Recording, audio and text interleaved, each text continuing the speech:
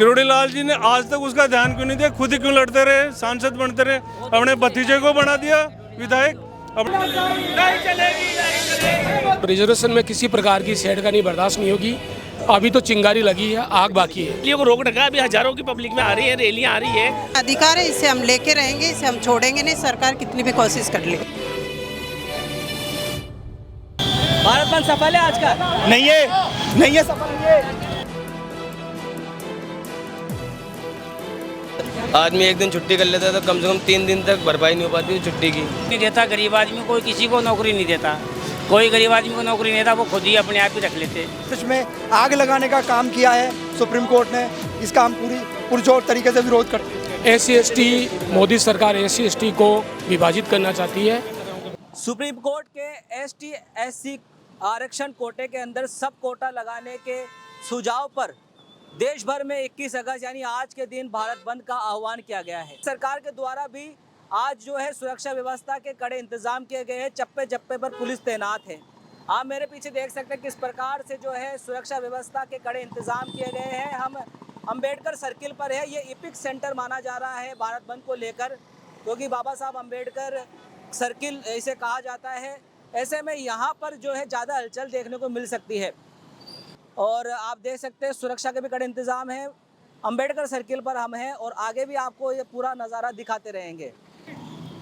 भारत बंद को लेकर पुलिस की सहायता करने वाले कुछ वॉलंटियर्स हमारे साथ हैं, उनसे जानेंगे कि वो इस भारत बंद में किस तरह का सहयोग कर रहे हैं। सर, आपका नाम? आकाश भारद्वाज।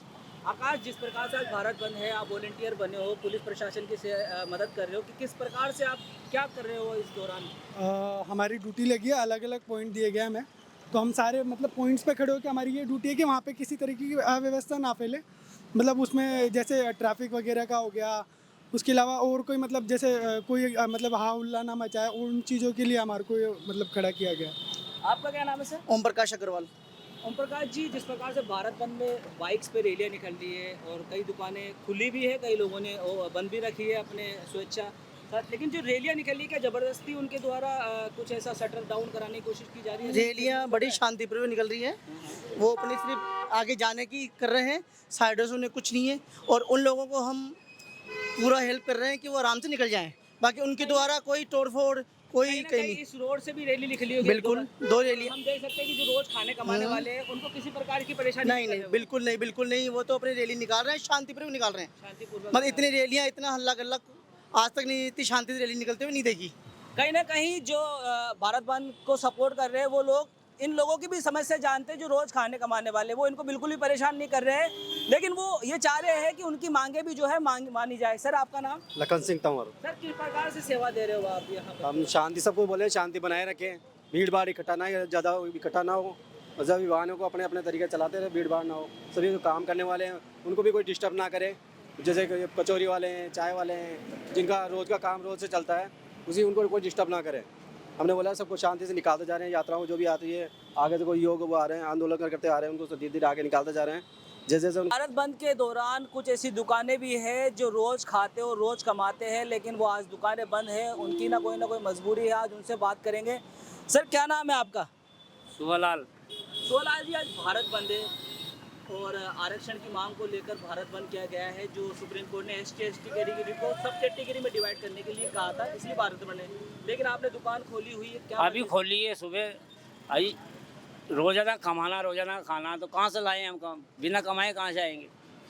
एक बड़े नेता है किरोड़ी लाल मीणा जी, उन्होंने कहा है कि जो संपन्न परिवार हो चुके हैं, जिनके लोग IAS RS या बड़े, कोई किसी को नहीं देता गरीब आदमी, कोई किसी को नौकरी नहीं देता, कोई गरीब आदमी को नौकरी नहीं देता, वो खुद ही अपने आप ही रख लेते।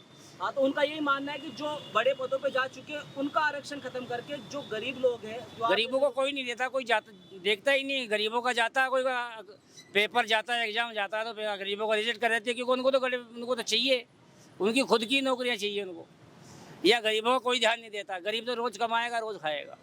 मैं घोड़ा तांगा चलाता हूँ। ये घोड़ा तांगा चलाने वाले, क्या नाम है सर आपका? मेरा नाम हैदर अली। हैदर, जिस तरीके से आज भारत बंद है, आप तो रोज खाते हो, कमाने वाले हो, तो क्या इसका फर्क आप पे पड़ता है? फर्क पड़ेगा ही, सब मजदूर आदमी परेशान होंगे, जो रोज कमाता है, रोज खाता है, उसको परेशानी होगी। जाहिर सी बात है, आदमी एक दिन छुट्टी कर लेता है तो कम से कम 3 दिन तक भरपाई नहीं हो पाती छुट्टी की। भाई घोड़ा चारा खाएगा ही, हमारा खर्चा खर्चा होगा ही, जो भी होगा। बहुत बड़ी बात बोली उन्होंने कि एक इंसान तो ये भी समझ ले कि भारत बंद है तो इसीलिए काम पे नहीं जाए, लेकिन अगर एक जानवर की बात करें जो घोड़ा रोज चारा खाता है वो तो चारा खाएगा, उसे क्या पता क्या क्या होता है भारत बंद और क्या नहीं। और ये लोग रोज खाने कमाने वाले, ये रोज ही चारा कमा के लाएंगे तभी चारा ला पाएंगे। अब एक दिन की छुट्टी हुई है ना, समझ लो 3 दिन के अंदर भरपाई होगी कम से कम इसकी। 3 दिन के अंदर हाँ। भरपाई होगी। आज कोई धंधा नहीं है, नहीं आज सारी होगा। दुकानें बंद हाँ, तो 3 दिन तक इसकी, कम से कम 3 दिन तक तो हमारे को परेशानी होगी, क्योंकि तो- इसका मेंटेनेंस करना ही पड़ेगा।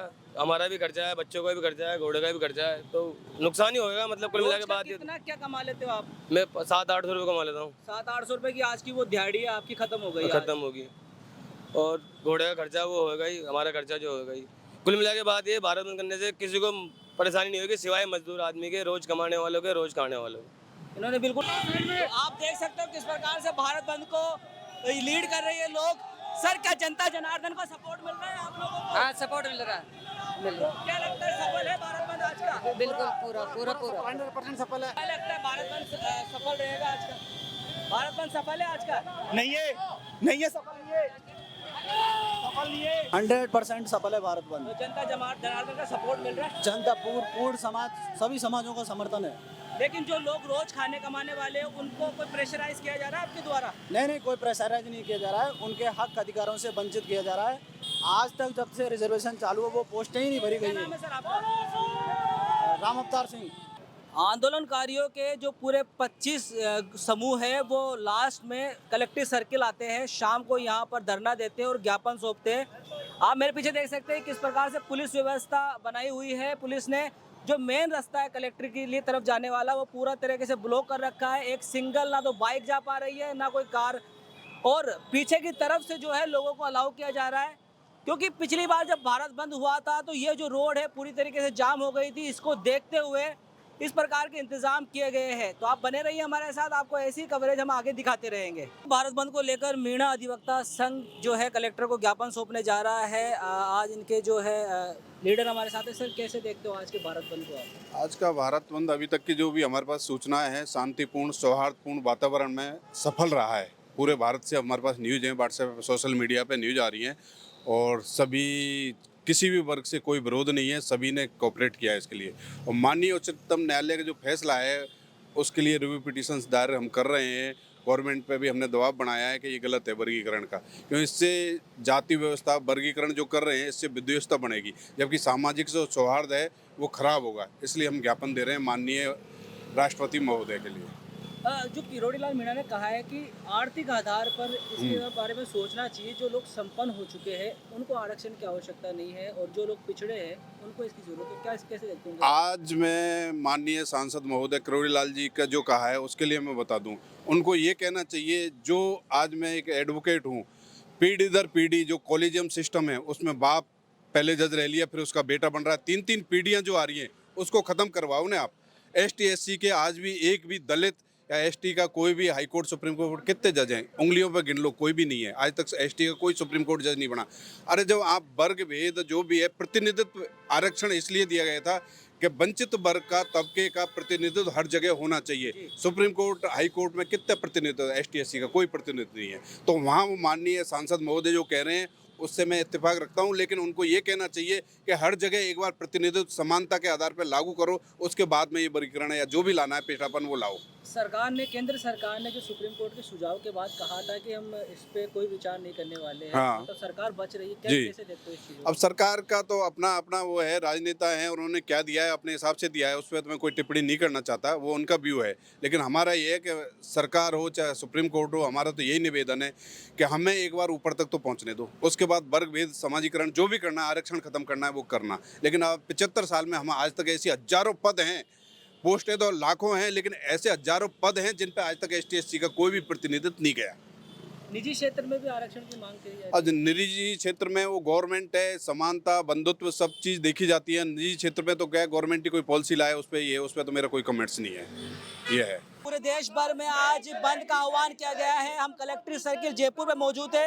यहाँ पर जो है भीम आर्मी और जो लोग हैं यहाँ पर जो है आंदोलन कर रहे हैं। सर, किस तरीके से देखते हो सुप्रीम कोर्ट के फैसले को? सुप्रीम कोर्ट का जो हाल ही में 1 अगस्त को जो फैसला सुनाया है सुप्रीम कोर्ट में, बड़ा ही अवैधानिक रूप से आया है, क्योंकि सुप्रीम कोर्ट में जो संवैधानिक स्थितियों के अनुसार जो व्यवस्थाएं बना रखी है, उन व्यवस्थाओं को देखते हुए आज प्रत्येक वर्ग को अपने जनसंख्या के अनुपात में जो रिजर्वेशन मिलना चाहिए वो संविधान में व्यवस्था की हुई है। परंतु सुप्रीम कोर्ट ने जो 1 अगस्त को फैसला दिया है वो अवैधानिक है, और इसी वजह से आज प्रत्येक समाज में, बहुजन समाज में आज जो रोष व्याप्त है, आप देख सकते हो पूरे भारतवर्ष में जगह जगह आज इसका प्रोटेस्ट किया जा रहा है, विरोध किया जा रहा है।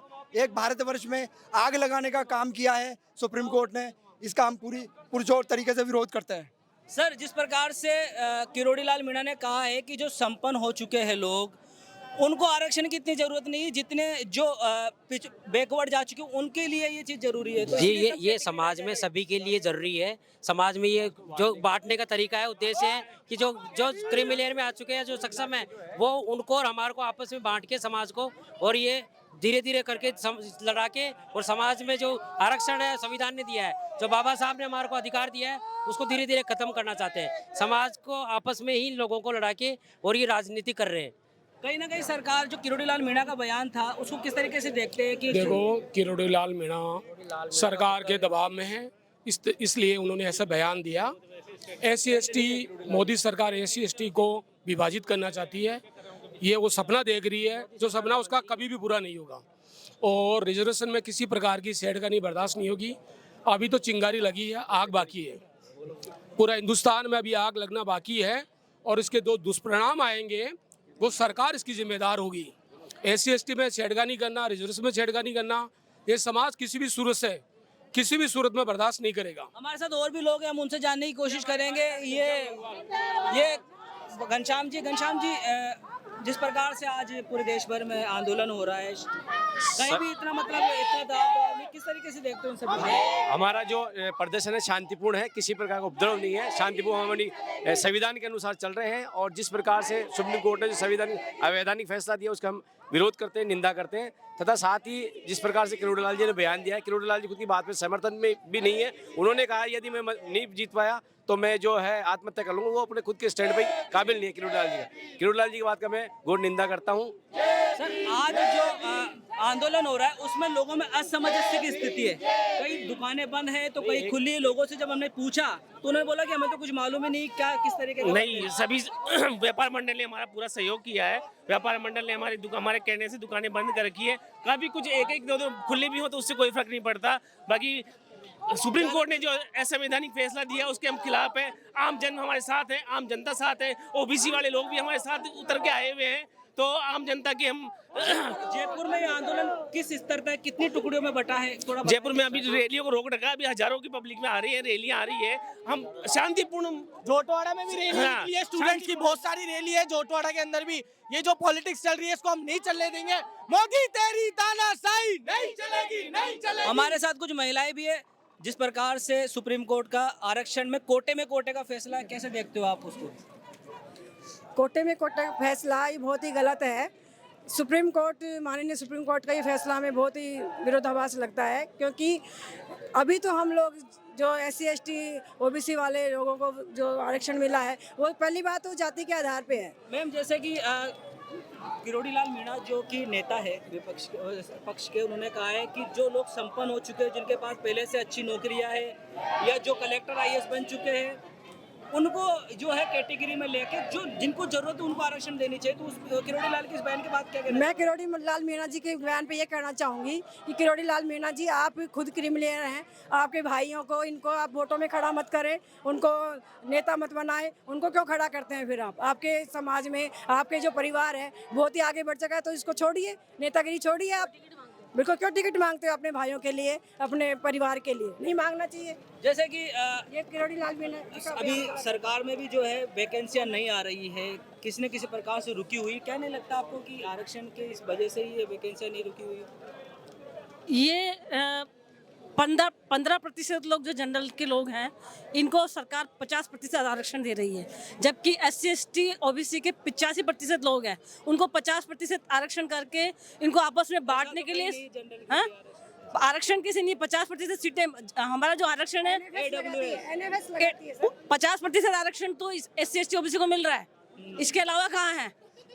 तो उसके अंदर सब डिवीजन करके ये हमारे आरक्षण को धीरे धीरे कर खत्म करना चाहते हैं, क्योंकि आरक्षण कोई गरीबी उन्मूलन कार्यक्रम नहीं है, यह सामाजिक समानता के लिए चलाया गया। ये आपका आंदोलन है, ये सफल है पूरी तरीके से? ये आंदोलन हमारा बिल्कुल सफल रहेगा, क्योंकि अगर आरक्षण की ज़रूरत ही ना होती तो आज यहाँ नौबत नहीं होती। लेकिन जो हमें आरक्षण मिला, क्यों मिला? क्योंकि हमारे साथ पहले अन्याय हो चुका है।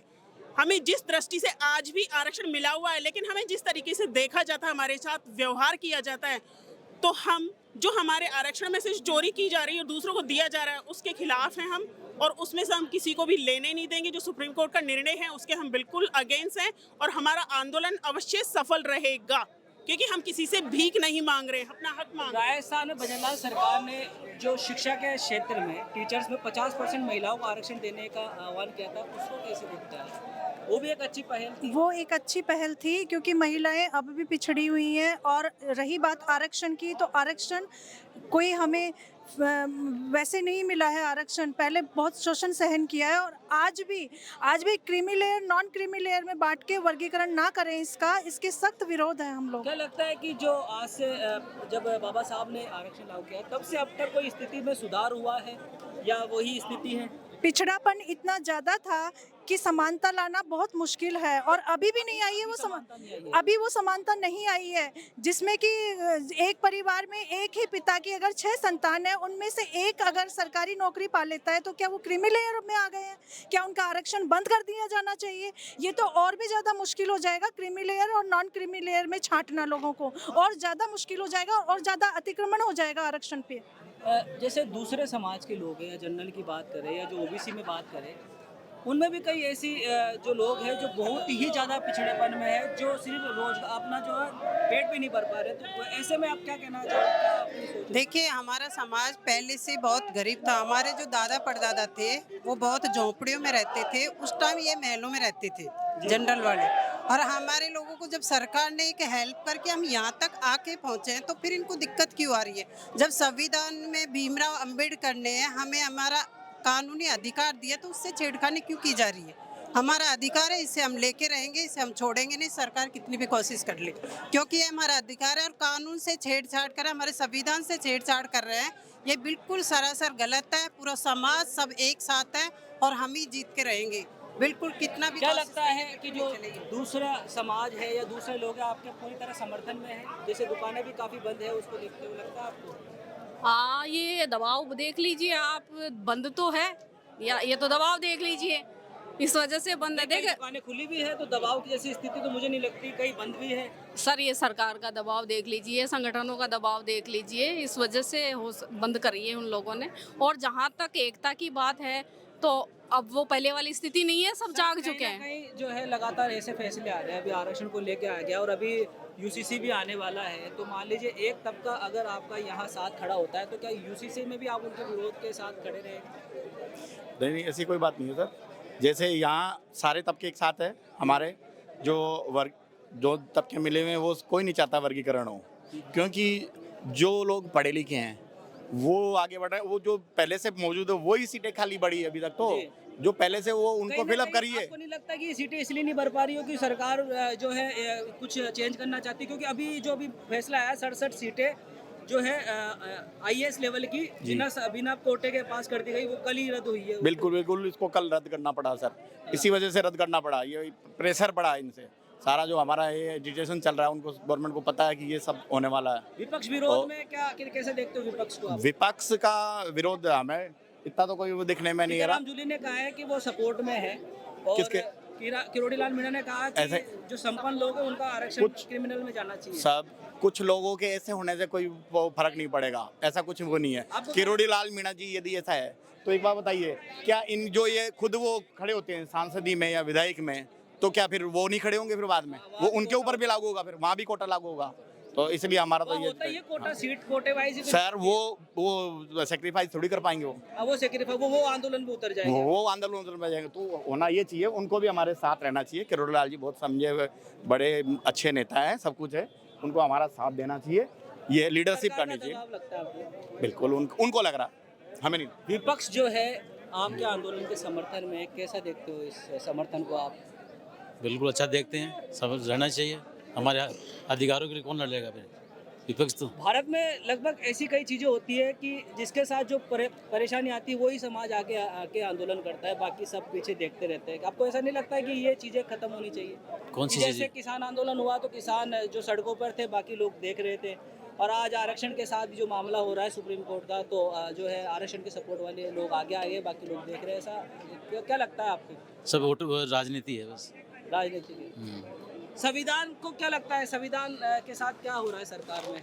संविधान के साथ खिलवाड़ हो रही है। जो हमारा आरक्षण है, जो 16% या एसटी को 12% है, वो पूरा फुलफिल नहीं हुआ है, अभी भी 8-9% ही हुआ है। जहाँ तक ये आरक्षण का जो उप डिवीजन करने का प्रश्न है, ये केवल ये है कि समाज में फूट डालो और राज करो की नीति है। कुछ राजनीतिक नेता अपने वोटों की राजनीति की रोटी सेकेंगे कि उसके पीछे केवल मंशा है। उसका कारण ये है कि मोदी ने जो नारा दिया था अब की बार 400 पार, वो नहीं होने से उनको ये लग गया कि एससी के लोग एक हो चुके हैं, मेरे खिलाफ हो चुके हैं, और इसलिए उनको 240 पे लाके कर दिया है। तो उन्होंने ये चाल करी है कि इनको जाति में बांट दीजिए ताकि आपस में मिलेंगे, टकराव होगा और वैमनस्यता फैलेगी।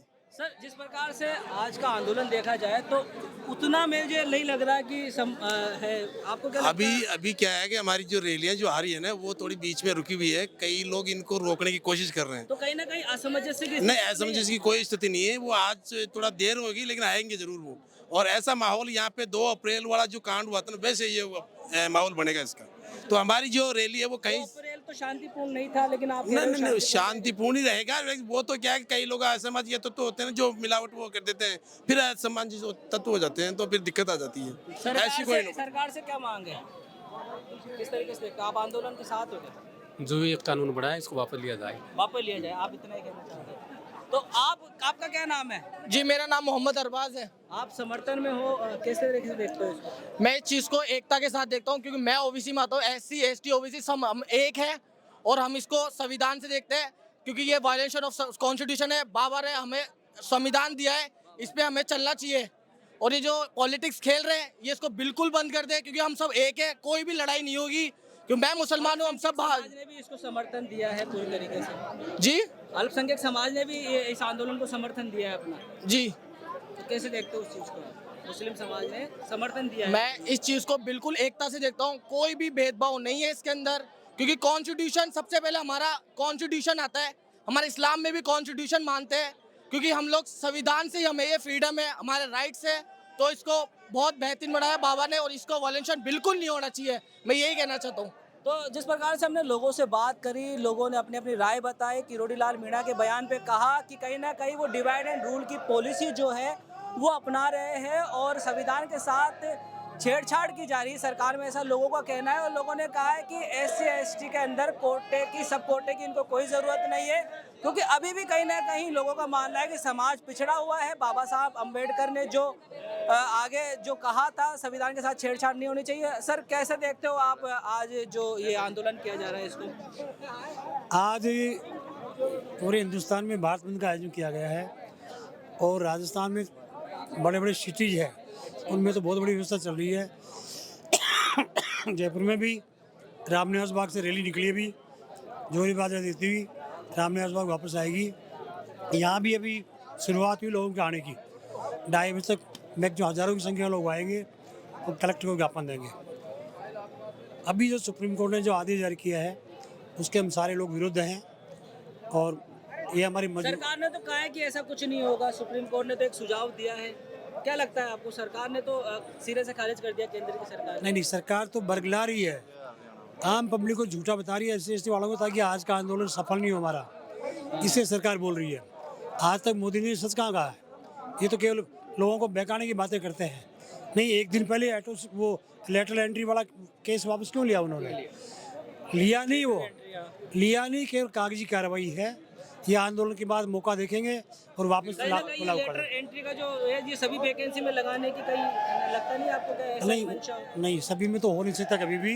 ये तो केंद्र की वैकेंसी, बड़ी वैकेंसी, क्योंकि लेटरल वो है ना, एंट्री है ना, उसमें केवल अपने उद्योगपति लोग हैं और अपने ओबलाइज करने वाला आरएसएस के लोग हैं, उनको ओब्लाइज करते हैं।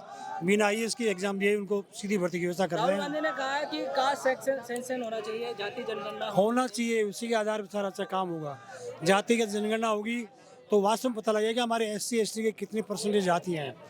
अगर जातिगत जनगणना के बाद में आरक्षण लागू करते हैं जातिगत आधार पे, तो SC ST को मत दो, सभी को आरक्षण दे दो। आप उसके समर्थन में उसके जनगणना होने के हम बाद हाँ समर्थन में हम सारे के सारे SC के लोग जातिगत जनसंख्या जनगणना कर लेंगे। आर्थिक आधार पर आर्थिक आधार नहीं हो तो वो तो जातिगत जनगणना होती है, जनसंख्या के आधार पे है। जनसंख्या के आधार पे, जैसे राजस्थान में SC ST को 16 और 12% आरक्षण मिला हुआ है।